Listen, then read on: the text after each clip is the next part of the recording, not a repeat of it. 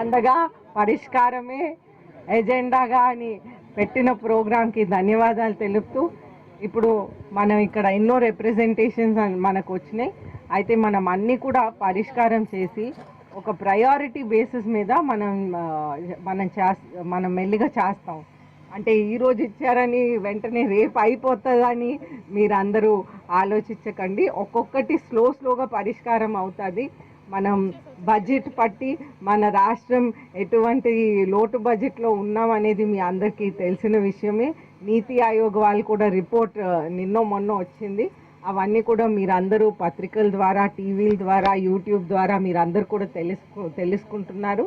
అయితే మన ముఖ్యమంత్రి వర్యులు నారా చంద్రబాబు నాయుడు గారు ప్రత్యేకంగా ప్రజల నుంచి కూడా ఎంత పార్టిసిపేషన్ ఉంటే అంత మంచిదని ప్రజల నుంచి కూడా కంటిన్యూగా పార్టిసిపేషన్ అనేది కోరుతూ ఉన్నారు. అయితే కొంతమంది ఏమంటారంటే ఈ రోజుల్లో రీసెంట్గా మనం చూస్తున్నాము ఈ డ్రగ్స్ అనేది చాలా ఎక్కువ పెరిగిపోయి చాలా ఏరియాస్లో చాలా సమస్యలు అనేది వస్తున్నాయి. వాళ్ళు డ్రగ్స్ తీసుకొని వైలెంట్ అవ్వటం ఇటువంటి సమస్యలు చాలా ఎక్కువగా ఉన్నాయి. కానీ వాళ్ళు డ్రగ్స్ తీసుకోవటానికి వాళ్ళకి డబ్బులు తల్లిదండ్రులే ఇస్తారు. అయితే వాళ్ళు ఇటువంటి కూడా తల్లిదండ్రులు కూడా రెస్పాన్సిబిలిటీ తీసుకొని వాళ్ళ ఇంట్లో వాళ్ళు ఎవరైతే వాళ్ళ పిల్లల్ని చూసుకుంటున్నారో అటువంటి రెస్పాన్సిబిలిటీస్ కూడా ముఖ్యమైన రెస్పాన్సిబిలిటీస్ అవి తీసుకొని వాళ్ళు కూడా ఏ విధంగా ఈ పరిష్కారం చేయాలనేది సమాజం నుంచి కూడా అన్ని విధాలుగా రావాలి. ఇప్పుడు ఒక లేడీ చెప్పారు, ఇప్పుడు చెత్త మన ఇంటి నుంచి తీసేసి పక్కింట్లో పారేస్తున్నాం, అది అసలు కరెక్టే కాదు. మీరు ఆ రోజు మిస్ అవుతే ఒకవేళ చెత్త బండి వచ్చి అది మిస్ అవుతే అది మీ ఇంట్లోనే ఉంచుకొని నెక్స్ట్ డే మళ్ళీ వస్తారు. ఆ రోజు మీరు అది వాళ్ళకి హ్యాండ్ ఓవర్ చేయొచ్చు. అయితే ఈ విధంగా మనం ఒక బాధ్యత తీసుకొని మన సమాజంని మనమే బాగు చేద్దామనే బాధ్యత తీసుకోవాలి మనం అందరం కూడా. అప్పుడే మన సమాజం బాగుంటుంది. గవర్నమెంట్ వాళ్ళు చేయాలో మున్సిపాలిటీ వాళ్ళు చేయాలని మనం ఎప్పుడు, లేకపోతే పోలీసు వాళ్ళు చేయాలనేది ఎప్పుడు మనం ఆలోచన ఉంటుంది. అది మన సమాజం బాగుంటాలంటే మనం కూడా ఎన్నో స్టెప్స్ ఎన్నో విషయాల్లో మనం కూడా యాక్టివ్గా ఉండాలి. అయితే ఇవన్నీ కూడా మనం చేస్తూ మన చంద్రబాబు నాయుడు గారు ముఖ్యమంత్రి గారు ఎన్నో నిధులు తీసుకొచ్చారు. అయితే వారికి నదుల అనుసంధానం అవనియండి, లేకపోతే డావోస్ వెళ్ళి ఇన్ని పరిశ్రమలు ఇన్ని ఉద్యోగ అవకాశాలు తెచ్చినందుకు మేము ప్రజల తరఫు నుంచి ధన్యవాదాలు తెలుపు. మీకు కావలసిన ప్రాథమిక సౌకర్యాలు, మంచినీరు, పారిశుధ్యం, వీధి దీపాల నిర్వహణ ఇలాంటి మౌలిక సౌకర్యాలు అందించడంతో పాటుగా ఎన్నో అభివృద్ధి కార్యక్రమాలు, రోడ్లు, డ్రైన్లు, పార్కుల అభివృద్ధి ఇవన్నీ కూడా చేపట్టడం జరుగుతుంది నిరంతరం. మీ అందరికీ తెలుసు, పారిశుధ్యం అంటే అది నిత్య ప్రసవ వేదన. ఇప్పుడు క్లీన్ చేస్తే మధ్యాహ్నానికి మళ్ళీ చెత్త అయిపోతుంది. మీ అందరూ కూడా సహకరిస్తున్నారు చాలామంది. ఇప్పుడు మా వాళ్ళు కూడా అవేర్నెస్ ఇస్తున్నారు. అంటే నగరపాలక సంస్థ అంటే మీది, మనది, మనందరిది.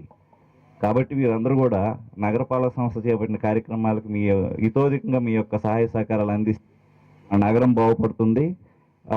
సమస్యలు లేని నగరంగా తీర్చిదిద్దడమే ప్రధాన ధ్యేయంగా భావించి మనందరం పనిచేయాల్సి ఉంటుంది. మన గౌరవనీయ శాసనసభ్యురాలు గారు కూడా మనకి ఎంతో ప్రొయాక్టివ్గా ప్రజా సమస్యల పట్ల అపారమైన అనుభవాన్ని అనంతకాలంలోనే సంపాదించారు. వారు కూడా నిత్యం మాకు మీరు వారికి నివేదించిన వినతులన్నీ మాకు ఇవ్వటం, ఏమైందని అడగటం కూడా జరుగుతుంది. మేము వారికి కంప్లైంట్స్ రిపోర్ట్ కూడా ఇవ్వడం జరుగుతుంది. కాబట్టి ఇలాంటి ఈ రోజున పత్రికల్లో ఏదైనా వ్యతిరేక వార్త వచ్చినా మేము ఇమ్మీడియట్గా యాక్షన్ తీసుకుని రిజైండర్ కూడా ఇవ్వడం జరుగుతుంది. కాబట్టి మా నగరపాలక సంస్థ వీలైనంత మేరకు మా సిబ్బంది, మా శాఖాధిపతులు వీళ్ళందరూ సహాయ సహకారాలతో మరిన్ని కార్యక్రమాలు, అభివృద్ధి కార్యక్రమాలు చేపట్టడమే కాకుండా మీ ప్రజలకు కావాల్సిన మౌలిక సదుపాయాలు అవన్నీ కూడా చేపట్టడం జరుగుతుంది. ఉదాహరణకి త్రాగునీరుకు సంబంధించి గౌరవ శాసనసభ్యులు వారి అనుమతితో అమృత్ 2.0 కింద 63 కోట్ల మంచినీటి పథకాన్ని మనం మంజూరు చేయబోతున్నారు. గవర్నమెంట్లో ఉంది పెండింగ్. అది వస్తే మన నగర దాహార్తి చాలా వరకు తీరుతుంది. చాలా ఏరియాస్కి మనం ఇవ్వడం జరుగుతుంది. మరి పార్క్ విషయానికి సంబంధించి మీకు తెలుసు, ఈ వాకింగ్ ట్రాక్ 7 లక్షలతో నిర్మించడం జరిగింది. ఇంకొక 2 పనులు ఉన్నాయి. ఒకటి ఓపెన్ జిమ్ ఎక్విప్మెంట్, అందరూ జిమ్కి వెళ్ళలేరు కాబట్టి బహిరంగ వ్యాయామశాలను ఇక్కడనే నిర్మించాలనే ఉద్దేశంతో 6 లక్షల రూపాయలతో ఎస్టిమేట్ వేయడం జరిగింది.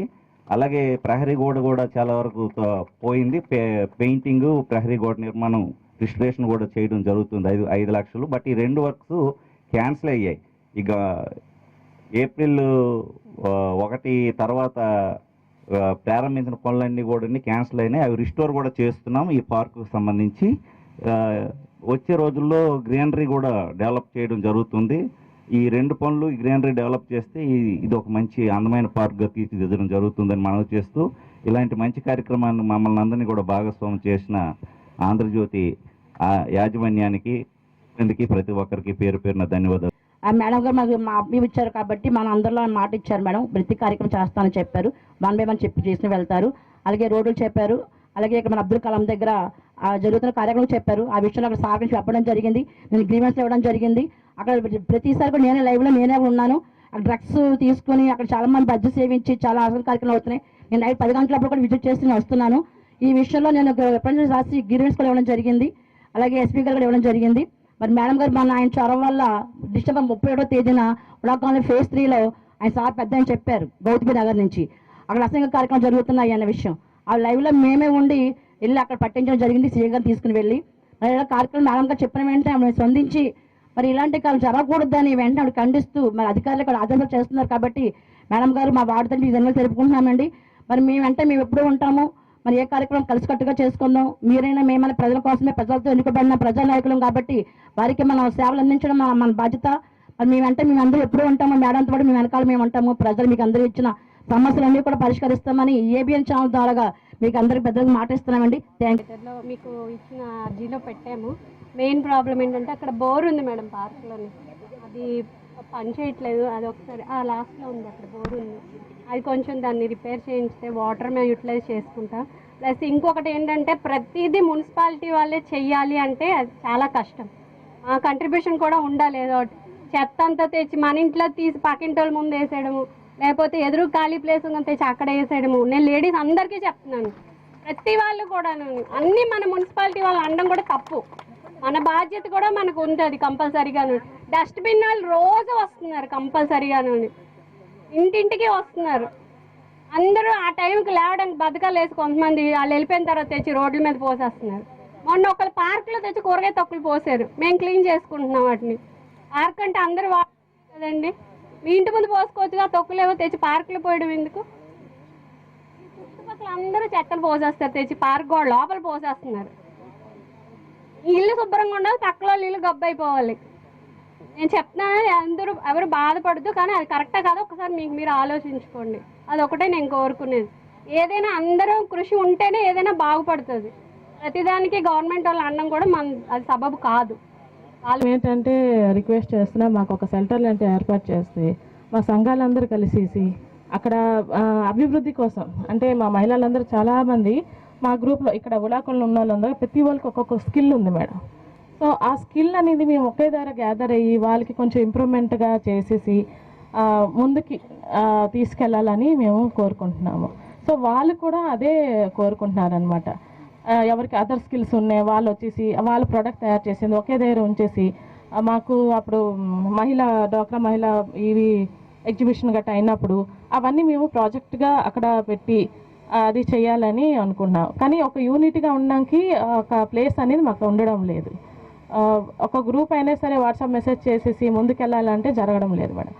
ఆ మీటింగ్లోనే మేము కాసేపు టైం స్పెండ్ చేసుకొని వాళ్ళ స్కిల్ని తీసుకొని వాళ్ళు చేసిన ప్రోడక్ట్ని ఒకదారి పెట్టి అది ప్రజల వరకు అందించాలని మేము కోరుకుంటున్నాం మేడం. అన్నారు కదా సార్, గార్బేజ్ అనేది మనకి ఎక్కువ పెరుగుతుంది. ప్రతి మార్నింగ్ గార్బేజ్ అనేది మనకి ఇదవుతుంది. సో మేమేంటి అనుకుంటున్నామంటే ఆ గార్బేజ్ రీప్రొడక్షన్స్ మనకి విజయనగరంలో ఎక్కడా లేదు. సో మా మహిళలకి అలాంటివి ఏవైనా సరే స్కిల్ ట్రైనింగ్ ఇస్తే మేము అది యూనిట్ కింద తయారు చేసేసి ముందుకెళ్ళాలని కోరుకుంటున్నాము. ఎవరి మీద కంప్లైంట్ చేసే దారిని కాదు, మన ఉడా కాలనీకి పార్క్ ఎదురుగా ఉన్నటువంటి డ్రైనేజీని మనం మన తాలూకా వెహికల్తో కప్పించేశారండి. డ్రైనేజ్ కప్పించేశారు. ఉడావారు వేసిన డ్రైనేజీని మనం కప్పకూడదు పద్ధతి ప్రకారం. అది కూడా మనం మున్సిపల్ వెహికల్తో ఇదిగోండి సార్, మీకు అది ఒక్కటే దయచేసి ఇచ్చేస్తే ఆ ద్వారా వాటర్ వెళ్ళిపోద్ది, దాని సమస్య ఉండదు. కొంచెం ఆ సమస్యలని మీరు పరిష్కరించాలని వినయపూర్వకంగా అలాగే కొన్ని వీధుల్లో డ్రైనేజీలు కూడా గతంలో చెప్పి ఉన్నాము. మేడం గారు సచివుడు గారికి కూడా చెప్పాము. ఇక్కడ లీవ్లో ఉన్న ముకుందరావు గారి ఇంటి దగ్గర డ్రైనేజ్ అనేది ఆ రోజు వెంటనే స్పందించి జేసీబీ తెచ్చి చేశారు. ఆ కాలు క్లీన్ చేశారు తప్ప అక్కడ ఉండే రాయిలు అలాగే వదిలేశారు. ఆ కాలు కూడా అలాగే ఉంది. పెద్ద పెద్ద తుఫాన్లకి ఈ ఇంటి పైకి నీరు పారే పరిస్థితి వచ్చింది. అలాంటి కొన్ని వీధుల్లో ఆ సమస్యలు ఉన్నాయి. రెండోది ఏంటంటే మనకి మా బడి వచ్చి మా ప్రాథమిక విద్యాలయం వచ్చి సుమారు 30 సంవత్సరాలు అయినప్పటికీ ఒకే బిల్డింగ్లో ఉన్నారు. కాంపౌండ్ వాళ్ళు లేరు.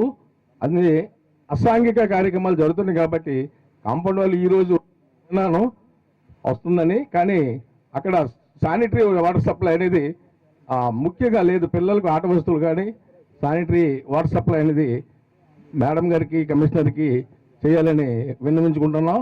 సమస్యలు ఏమైనా ఉన్నా మాకు 2013-14లో అప్పుడు అశోక్ గజపతిరాజు గారు సెంట్రల్ మినిస్టర్ ఉండేటప్పుడు పుడా కాలనీ 30 సంవత్సరాల నుంచి ఇచ్చిన రోడ్లని బ్లాక్ టాప్ రోడ్లుగా ఆ రోజే చేశారు. ఆ రోజు నుంచి 5-6 సంవత్సరాల వరకు ఎటువంటిది బ్లాక్ టాప్ రోడ్డు కూడా సిమెంట్ కానీ ఏది వేయడం జరగలేదు. నెక్స్ట్ ఇక్కడ ఆనంద మార్గ్ అని ఇది కూడా అశోక్ గారి టైంలోనే డెవలప్ అయింది.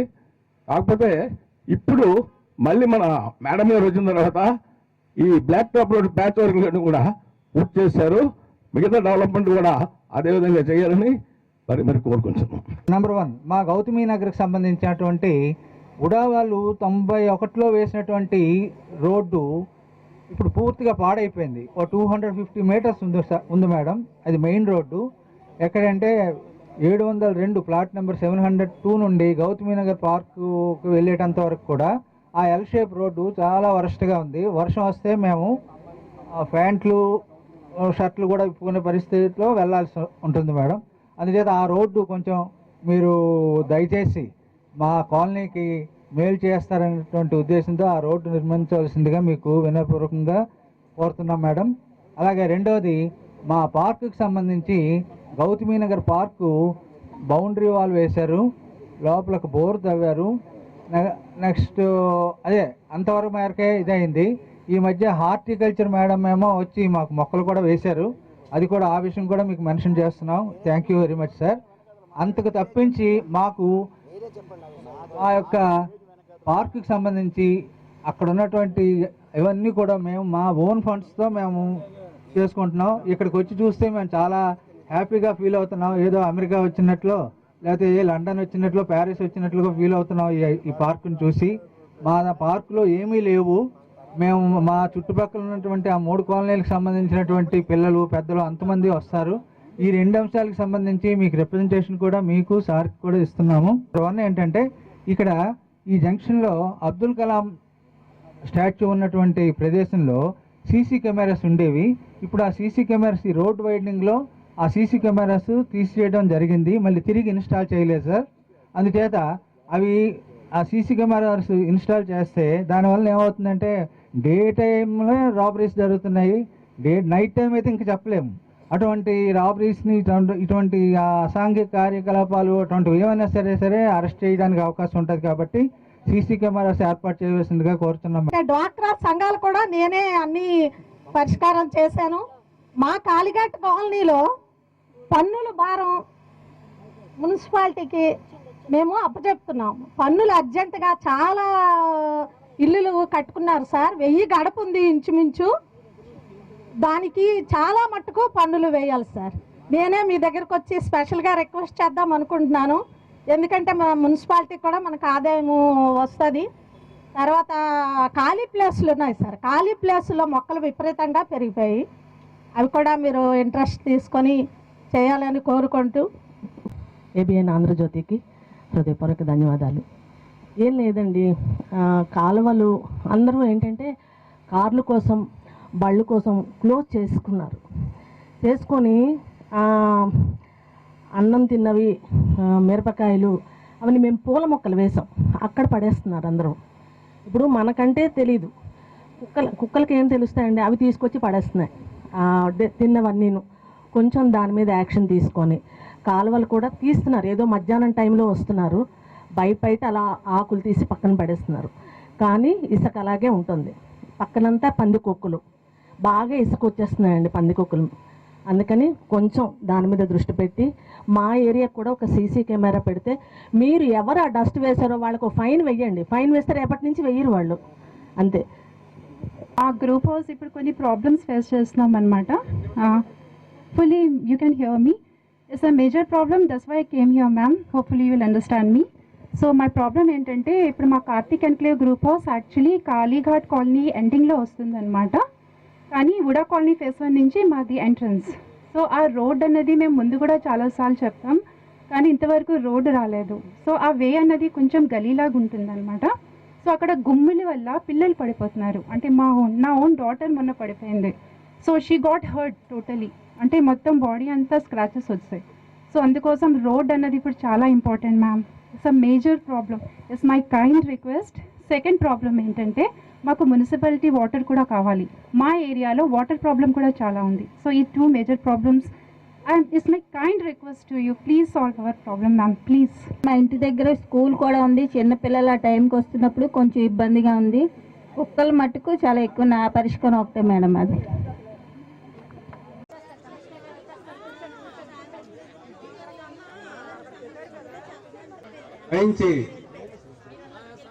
కమిషనర్ గారు వస్తున్నారు.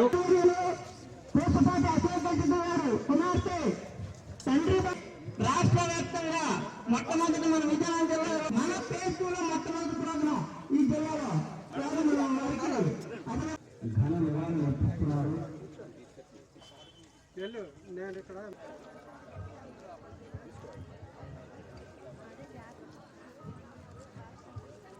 ఇప్పుడు R&B గెస్ట్ హౌస్ నుంచి ఈ కాలనీ వైపు రావాలి. అదితి మేడం గారికి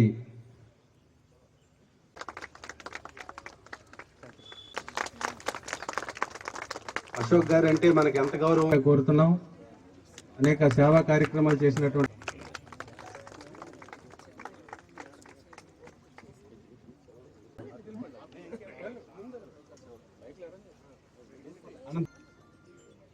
కార్యక్రమానికి చేసినటువంటి పెద్దలందరికీ కూడా ఆంధ్రజ్యోతి చేస్తున్నాం.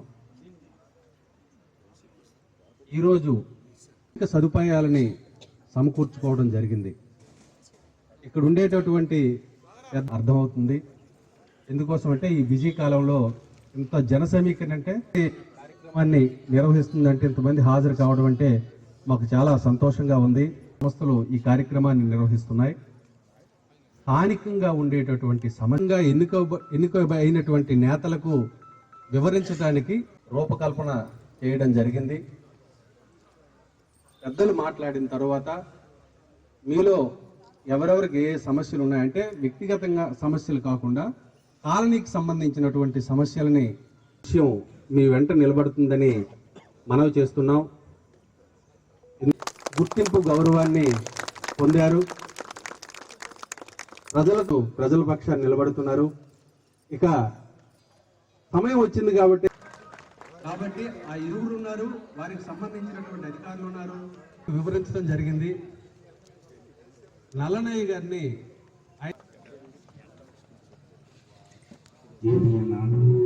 కూడా ప్రారంభించడం జరుగుతుందని మా సభాముఖంగా తెలియజేస్తాం.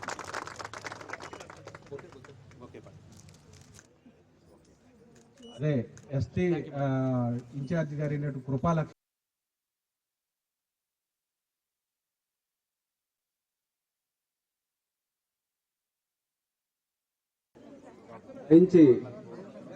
ఎంత ఆసక్తిగా మహిళలందరూ కూడా వచ్చారు.